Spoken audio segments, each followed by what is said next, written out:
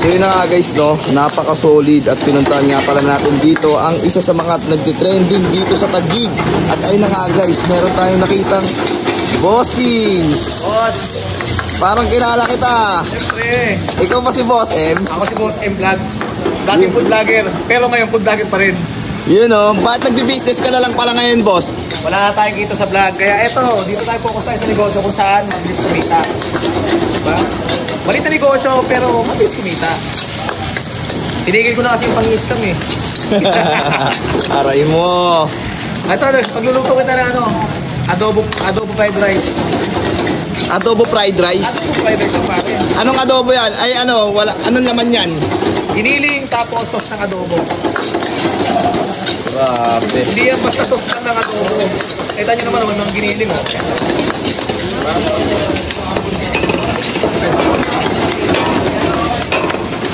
Yan bossing, magkano naman yan?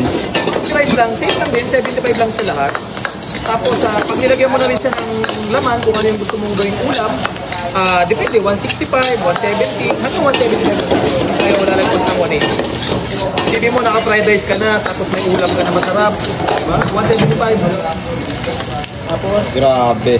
At ayun na nga guys, no, nandito nga lang din po pala yan sa Taguig. At saan location po nito?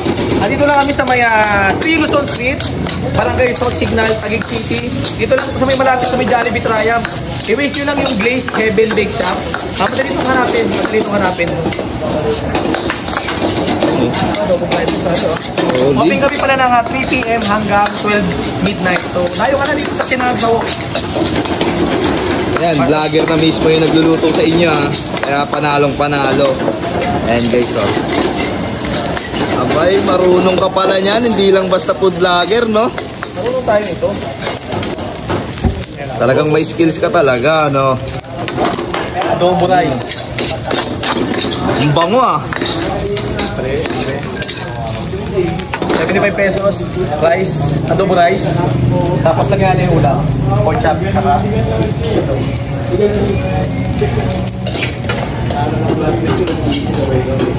Meron siyang kasamang fried pork chop tsaka scrambled egg.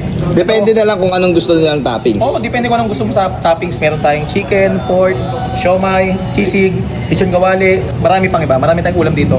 So, ganito bossing, magkano naman to? So ito naman 165. Ayan. Adobo rice with pork chop with egg. Diba? Solid yung pare, oh. Napakadami ng rice. May libreng sabaw din po ba rito? Yun lang, wala. Pero kung gusto mo naman order ng sabaw, meron tayong Bicol Kinalas na kilalang kilala sa Naga. 120 pesos lang siya. Meron siyang 3 pirasong siomai, lechon na kawali. Tapos, syempre, yung masarap na pork broth, tsaka yung special na sauce niya. So, yun ang pinakamabenta sa amin. Bicol Kinalas. Ito naman adobo fried rice. So yun na nga guys, no? Ito nga pala yung in-order natin sa kanila for only 175 pesos. Meron na kayong adobo fried rice. So ayan na nga guys. At titimusan na rin natin siya o titikman. So ayun, no? Dito yung rice nila. Tingin ko kahit walang ulam, kasi yung rice pa lang may ulam na. Doon pa lang panalo na eh, no? Pero ayun nga, first bite.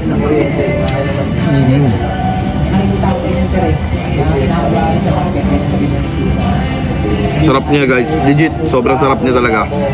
Para sa akin, goods na goods. Ewan ko lang sa iba, pero para sa akin, napaka-goods na ito. Okay yung rice, kain pa nga ako.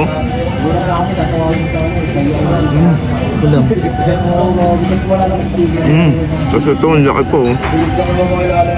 For only 175, sulit na eh. Talagang mabubusog ka, no?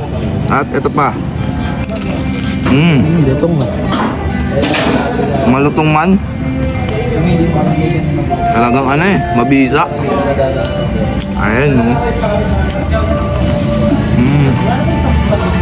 Sarap din. Yung breading na ito, okay din. Wala akong masabi. Solid yung luto ni Boss M. Ano pa? Jack, meron ba Jack?